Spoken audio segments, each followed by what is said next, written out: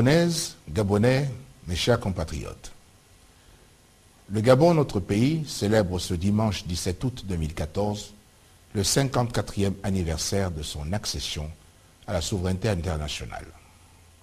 Cette célébration, que nous voulons digne et profonde, m'offre l'opportunité de m'adresser à vous pour souhaiter à chacun une bonne fête de l'indépendance, mais aussi pour vous parler à nouveau du Gabon, notre héritage commun. Je voudrais donc, avant toute chose, saluer la mémoire de tous ceux qui, célèbres ou anonymes, ont contribué à matérialiser notre projet d'indépendance.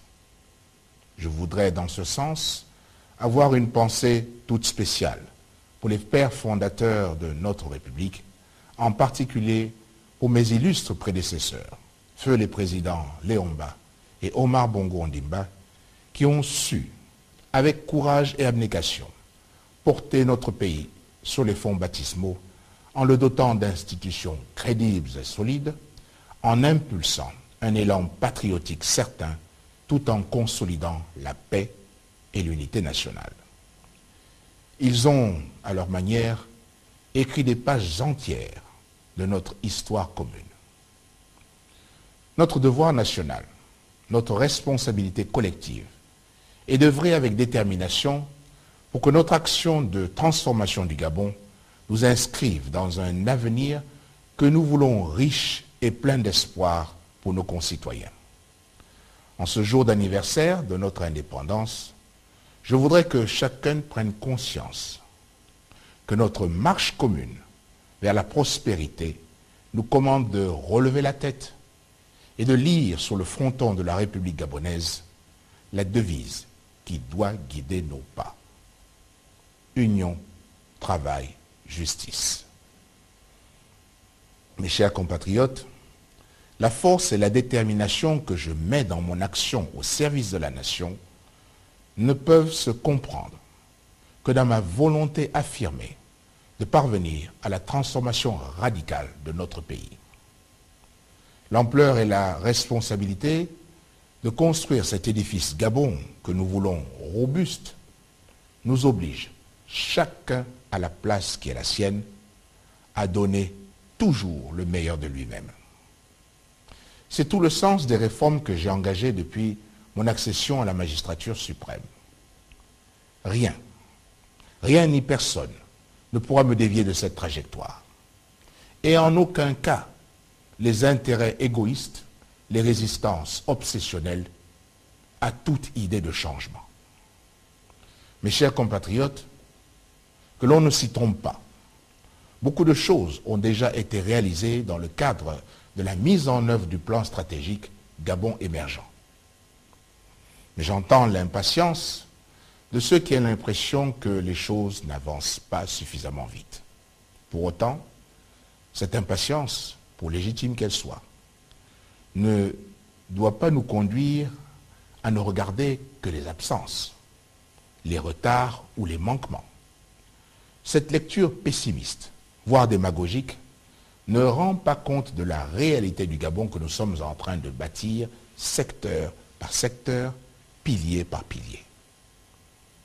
Dans le domaine des infrastructures, indispensables au développement cohérent et intégré de notre territoire, notre pays poursuit résolument sa transformation. En effet, nous avons réalisé, réhabilité et achevé ces 5 dernières années plus de routes et de ponts que durant les 20 années antérieures. Le tronçon Djolé-Medouman, l'axe Lalara au vent Makoukou, l'axe Akieni-Okonja, l'aménagement du tronçon Chibanga-Mayumba et le pont sur l'Ambagno, les tronçons PK12-Nsile, Mikoui-Carrefour-le-Roi, Mouilandende, pour ne citer que ces exemples. Certains de ces axes routiers avaient été si souvent annoncés et jamais réalisés que plus personne n'y croyait, à l'image de l'axe Port-Gentil-Omboué. S'agissant du Gabon industriel, j'ai pris le pari d'œuvrer à la création d'un tissu industriel national par la transformation locale de nos matières premières. C'est ainsi que la réforme de la filière bois, qui avait suscité incompréhension et scepticisme dès son annonce, a résolument pris forme, est aujourd'hui salué par les acteurs majeurs de ce secteur important de notre économie. Il en est ainsi de la SNBG, de la société Rouget Gabon, qui renoue avec les bénéfices liés non plus à l'exportation brute du bois, mais à sa transformation.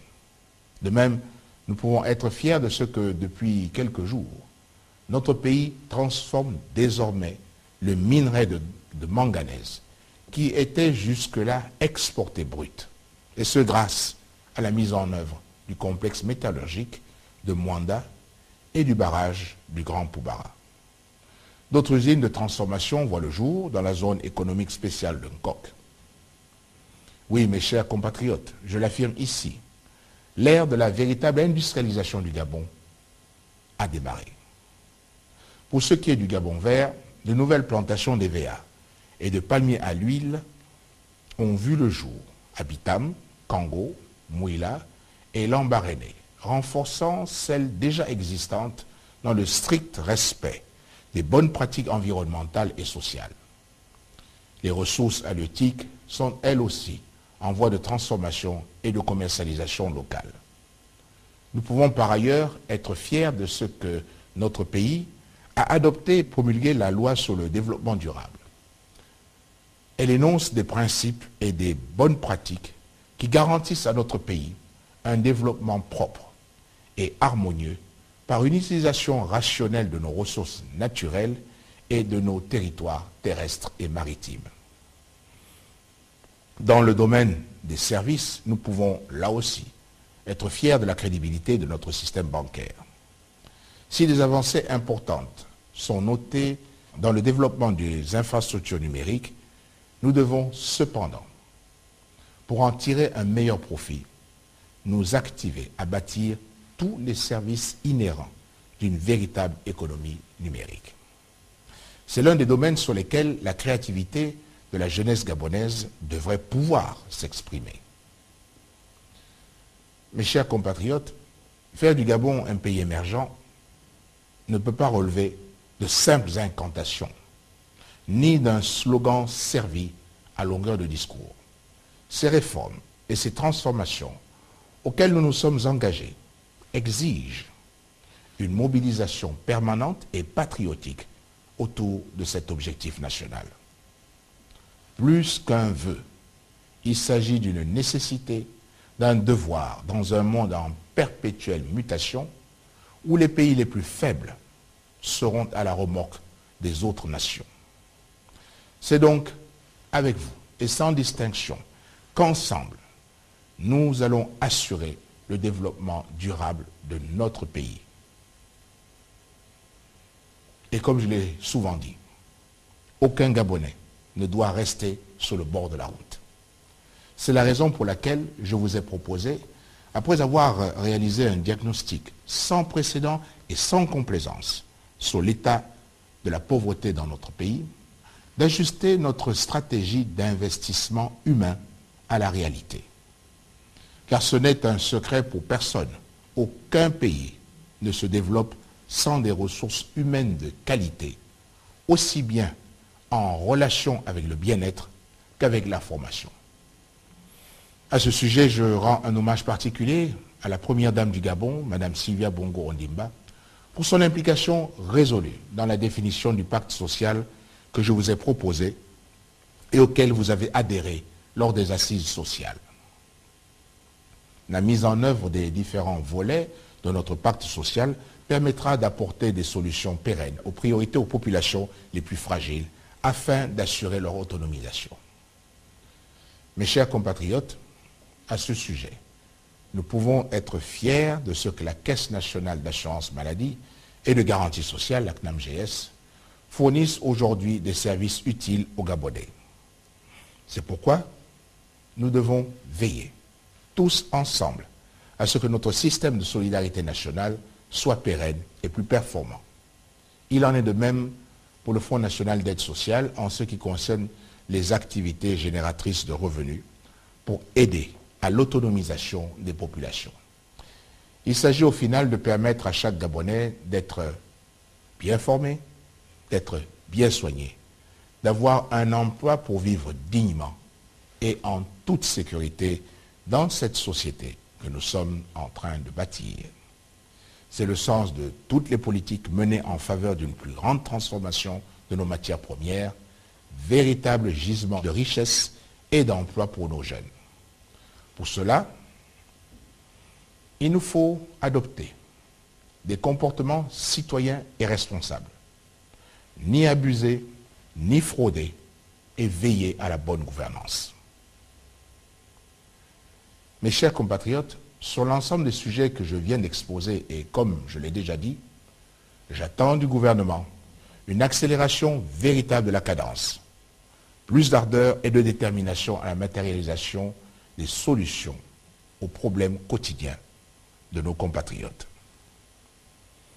Gabonaises, Gabonais, la condition essentielle pour réussir notre développement est de préserver la paix, l'unité nationale et notre vivre ensemble. C'est pourquoi nous ne devons laisser personne, quelles que soient ses motivations et ses ambitions, mettre en péril ce qui fait notre socle commun, notre héritage, la paix. En effet, j'entends s'élever des discours de haine, de division et de xénophobie. J'entends aussi prononcer des mots hideux qui n'ont jamais fait partie de notre pratique politique, ni de notre ADN social, même dans les pires moments de notre histoire. J'entends enfin dresser du Gabon un tableau que l'on veut à tout prix assombrir pour chercher à justifier derrière une apparente contradiction politique la théorie de la race ou de l'ethnie pas assez pure pour être gabonais et appeler à l'insurrection. Ces discours ne sont ni acceptables ni pardonnables. Ceux qui les tiennent devront en porter l'entière responsabilité. Et je rappelle que la forme républicaine de l'État ainsi que le caractère pluraliste de notre démocratie sont intangibles. Et je ne laisserai personne y porter atteinte. Gabonaises, Gabonais, mes chers compatriotes, ayons foi en notre pays. Ayons foi en nos capacités à transformer notre environnement pour une prospérité qui se partage dans la justice et l'équité. Mes chers compatriotes, comme le rappelle notre hymne national, continuons à œuvrer, tous unis, pour que notre pays, notre Gabon, soit aux yeux du monde et des nations amies, ce Gabon immortel qui reste digne d'envie. Je vous souhaite une bonne fête de l'indépendance. Vive la République et que Dieu bénisse le Gabon.